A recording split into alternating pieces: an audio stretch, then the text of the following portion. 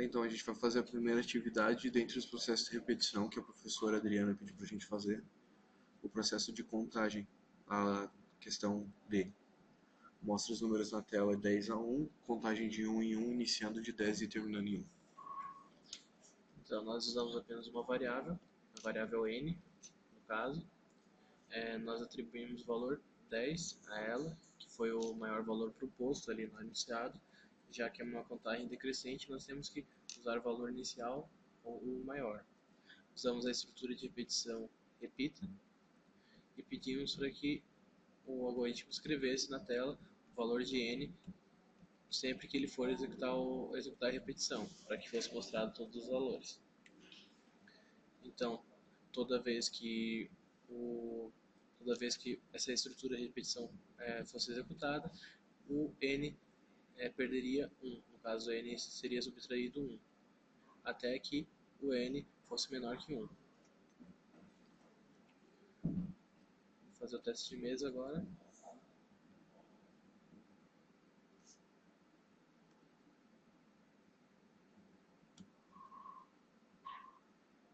No caso, ele ficou certinho, como o anunciado pediu, de 10 a 1 na tela, tudo certinho.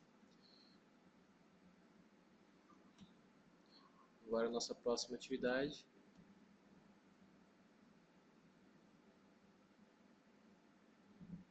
é a atividade 2, a letra B.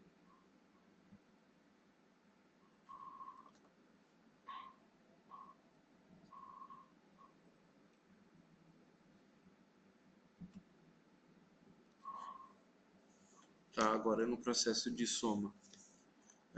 Questão B. Mostre na tela a soma de 5 números que serão digitados pelo usuário. No caso, vão digitar 5 números, o usuário vai inserir 5 números e ele vai somar todos os números. Para isso, nós usamos 3 variáveis. Uma variável n,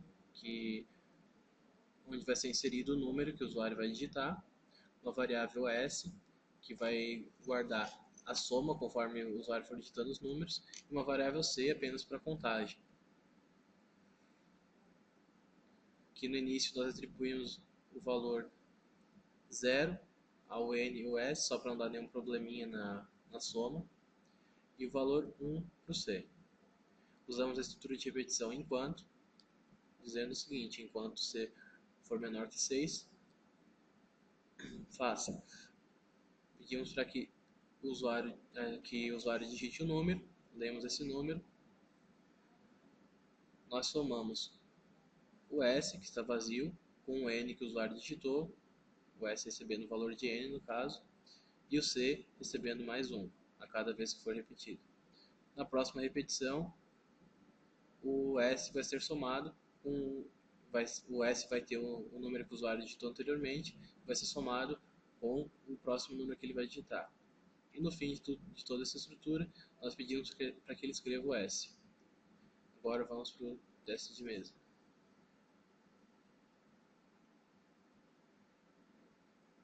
Vamos usar os números que a professora colocou no enunciado como exemplos.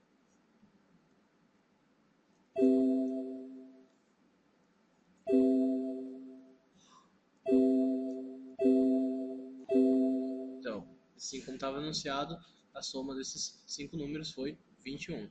Perfeito o algoritmo. O último exercício foi a atividade 3, a letra C.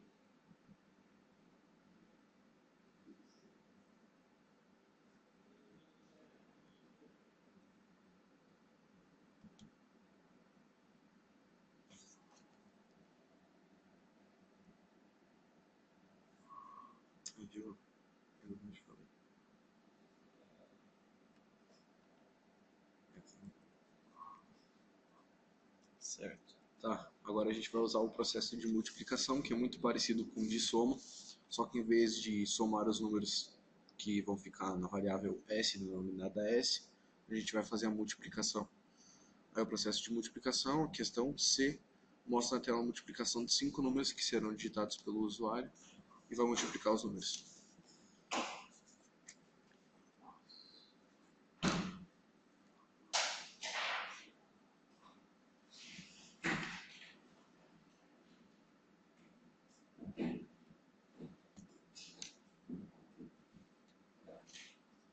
nós usamos três variáveis, igual no outro exercício. É praticamente a mesma estrutura. A única diferença é que, em vez do S aqui estar recebendo o 0, ele vai estar recebendo 1, para na hora da multiplicação não dar erro. No caso aqui, se o S fosse 0, todo número multiplicado por 0 vai ser 0. Então ia dar erro na conta. Então a mesma estrutura, o N para o número que o usuário vai digitar, o S para multiplicação no caso, e o C para contagem. Enquanto o C for menor que 6, ele vai pedir que o usuário escreva um número e vai multiplicar esse número pelo valor que estiver armazenado em S. E no fim, você vai receber mais um. No final dessa estrutura, quando tiver cumprida a condição, foi pedido para que o algoritmo escrevesse na tela o valor de S. Agora para o teste de mesa, vamos usar aqueles mesmos números. 5, 10, 3, 2, 1. Perfeito. Assim como anunciado, o produto dessa conta foi 300. Então, era isso. Fechou.